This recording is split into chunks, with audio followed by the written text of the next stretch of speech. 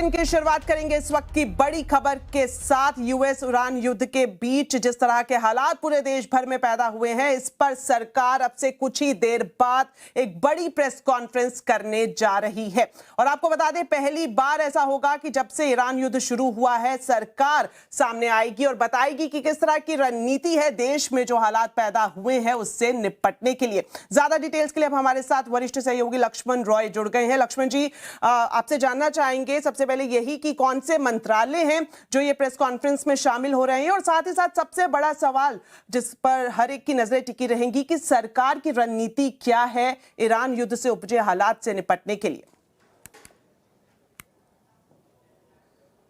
देखिए, दरअसल Iran war के बाद 12 दिन हो चुके हैं। अब तक सरकार इतने बड़े पैमाने पर सभी बड़े मंत्रालयों की साझा प्रेस कॉन्फ्रेंस नहीं हुई है, जो अब से कुछ ही देर बाद होने वाली है।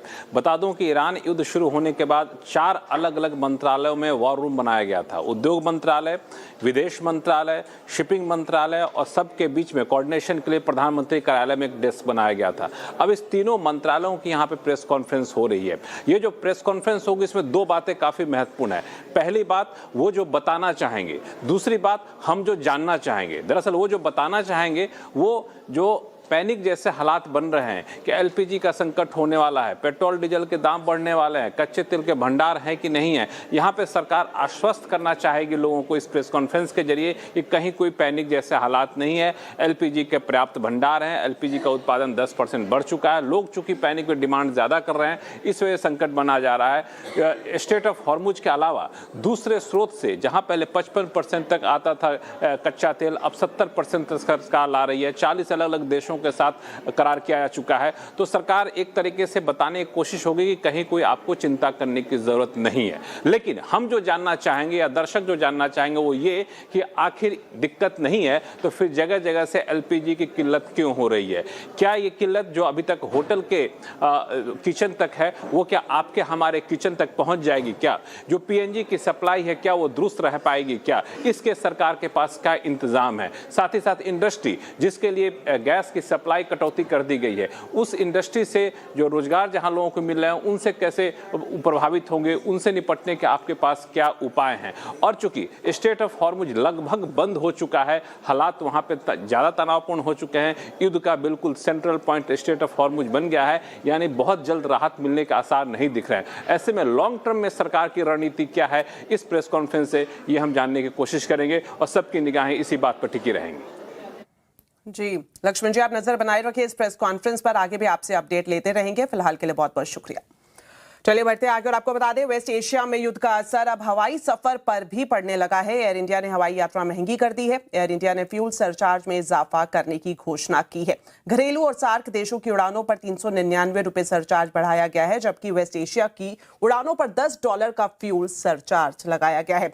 वहीं दक्षिण पूर्व एशिया की बात करें तो यहाँ पर उड़ने वाली जो विमान है उन पर $60, अफ्रीका उड़ानों पर $90 का फ्यूल सरचार्ज लगेगा। वहीं यूरोप उड़ानों की बात करें तो इस पर $125 और साथ ही साथ अमेरिका और ऑस्ट्रेलिया की उड़ानों पर $200 फ्यूल सरचार्ज लगाया जाएगा।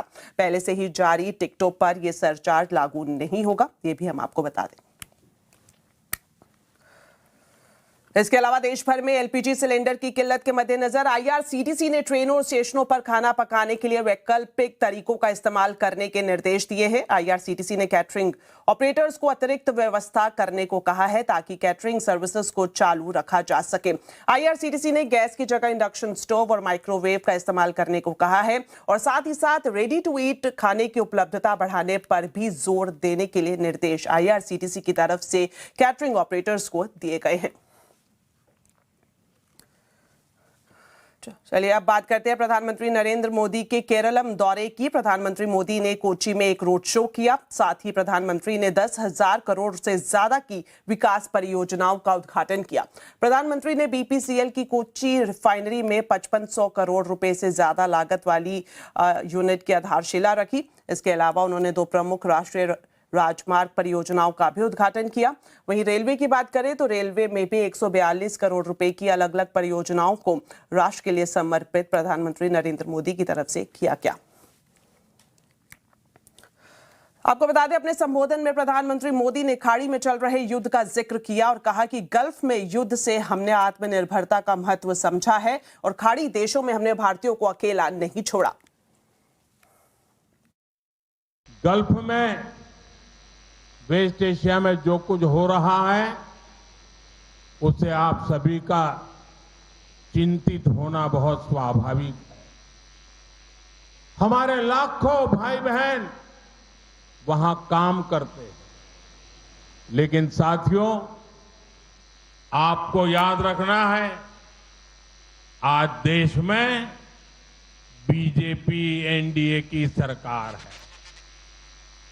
जब भी हमारा कोई देशवासी संकट में पड़ा, हमने उसे सुरक्षित बचाने के लिए पूरी ताकत लगा दी।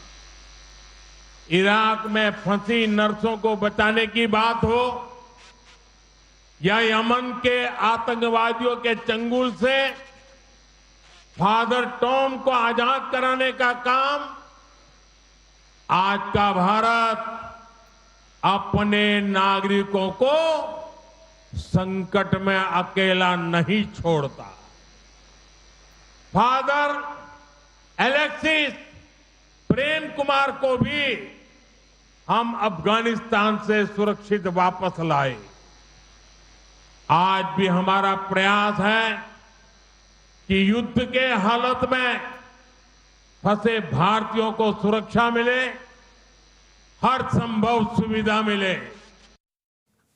साथ ही इस मौके पर अपने संबोधन के दौरान पीएम मोदी ने कांग्रेस पर जमकर निशाना साधा। उन्होंने कहा कि वैश्विक संकट में कांग्रेस राजनीति कर रही है। ये बहुत बड़ा दुर्भाग्य है कि कांग्रेस पार्टी इतने बड़े वैश्विक संकट में भी राजनीति ढूंढ रही है। कांग्रेस पार्टी जानबूझकर उकसाने वाले बयान दे रही है, गैर जिम्मेवार बयान दे रही है, ताकि स्थितियां बिगड़ जाएं, हमारे लोग वहां संकट में फंस जाएं और फिर ये लोग मिलकर मोदी को गालियां देने का, रील बनाने का अभियान शुरू कर सके। यही उनका खेल है। चलिए, फिलहाल वक्त एक छोटे से ब्रेक का है, लेकिन खबरें अभी और भी हैं। आप देखते रहिए आवाज समाचार।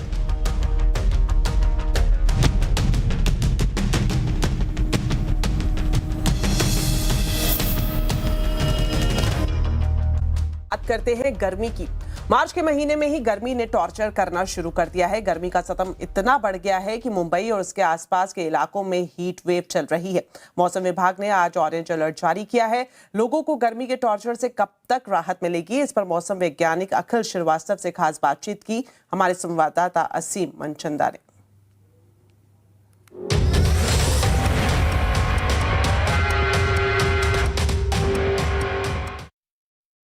सर, सबसे पहले तो मैं मुंबई की बात करता हूँ। तापमान 40 डिग्री के पार पहुंच गया। क्या वजह है कि वहाँ पर मार्च में इतनी गर्मी दिख रही है? देखिए, जैसा कि आप देखेंगे वेस्ट साइड में, पर्टिकुलरली गुजरात में और जो नॉर्थ कोंकण का क्षेत्र है, यहाँ पर टेम्परेचर्स जो है ज्यादा चल रहे थे, हीट वेव कंडीशन बनी हुई थी। यहाँ पर एक एंटी साइक्लोन सर्कुलेशन था जो मिडिल ट्रोपोस्फेरिक लेवल्स पर और हाई लेवल्स पर जो है वो केंद्रित था, जिसकी वजह से सबसिडेंस मोशन जब होता है, हवा नीचे की तरफ आती है, कंप्रेशन वजह से वार्मिंग जनरेट होती है, जिसके वजह से पूरे क्षेत्र में जो है तापमान में बढ़ोतरी देखी गई थी। हालांकि अब जो है चीजें इंप्रूव हो रही हैं। तो क्या मान चले कि आज के बाद से थोड़ी सी राहत मिलेगी, तापमान कम होगा वहाँ पे? जी, आज से हमारा अनुमान यही है कि अब आगे आने वाले दिनों में जो है टेम्परेचर रिडक्शन होगा। आज के लिए हॉट एंड ह्यूमिड वेदर की जो वार्निंग कोंकण गोवा के लिए जारी की गई है। हालांकि कल के बाद से हमारा अनुमान यही है कि धीरे धीरे अगले 3-4 दिनों में 2 डिग्री सेंटीग्रेड तक टेम्परेचर जो है मुख्य रूप से कोंकण गोवा वाले क्षेत्र में कम हो जाएंगे। इंटीरियर की अगर बात करें, महाराष्ट्र की बात करें, तो वहां पर टेम्परेचर जो है 2 से 3 दिनों तक इसी स्थिति में रह सकता है। उसके बाद फेसेस में फॉल एक्सपेक्टेड है 2-4 डिग्री सेंटीग्रेड का। उस समय अगर उत्तर भारत की बात करूं तो कई जगह पर आपको लग रहा है कि हीट वेव अभी आने का अनुमान है? है जी देखिए, अगर हम बात करें तो आप जैसे देख सकते हैं मैप पे भी गुजरात में और वेस्ट राजस्थान में जो है हीट वेव कंडीशन चल रही थी। अनुमान यही है कि गुजरात में भी जो टेम्परेचर्स हैं उसमें ग्रेजुअल फॉल एक्सपेक्टेड है। तो 24 घंटे के 2 दिन के बाद से यहाँ पर भी हीट वेव में कमी हो जाएगी। जो भी सीवियर हीट वेव कंडीशन है वो हीट वेव में तब्दील हो जाएंगी और 3 दिन के बाद जो है हमारा अनुमान ये है कि हीट वेव कंडीशन नहीं रहेंगी। तो ओवरऑल अगर पूरे उत्तर भारत के बारे में बात करें तो कहीं भी उसके बाद के दिनों में टेम्परेचर्स जो ज्यादा नहीं रहेंगे। एक वेस्टर्न डिस्टर्बेंस भी एक्सपेक्टेड है। 2 से 4 डिग्री सेंटीग्रेड का फॉल जो है 2 से 3 दिन के बाद पूरे उत्तर पश्चिम भारत के प्लेन एरियाज में एक्सपेक्ट कर रहे हैं। सर एक आखिरी सवाल, अभी हम देख रहे हैं कि पूरे उत्तर भारत में या दिल्ली में भी खासतौर पे एक हेज है, मिट्टी बनी हुई है, किस वजह से है ये?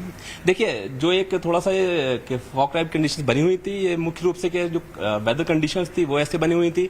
एक साइक्लोन सर्कुलेशन जो है वो पहाड़ी क्षेत्रों को इफेक्ट कर रहा था। इसके साथ साथ ईस्टर्ली वेस्ट में काफी ज्यादा मॉइस्चर ला रही थी, जिसकी वजह से जो ये फॉग जैसी कंडीशंस जो है ये थोड़ा सा बनती हुई दिख रही थी मुख्य रूप से उत्तर प्रदेश के आसपास वाले क्षेत्रों में। तो अभी हेज आगे रहेगी या चली जाएगी? देखिए, अब जो ईस्टर्ली वेस्ट का मॉइस्चर है उसमें रिडक्शन हो रहा है, तो उम्मीद है कि सिचुएशन अब इंप्रूव हो जाएगी। तो इस साल मार्च में ही इतनी गर्मी क्यों पड़ रही है? क्या जलवायु परिवर्तन बदल रहा है मौसम का मिजाज? इसी पर ही आज हम कंज्यूमर अड्डा में खास चर्चा करेंगे। शाम 5:57 पर जरूर देखें।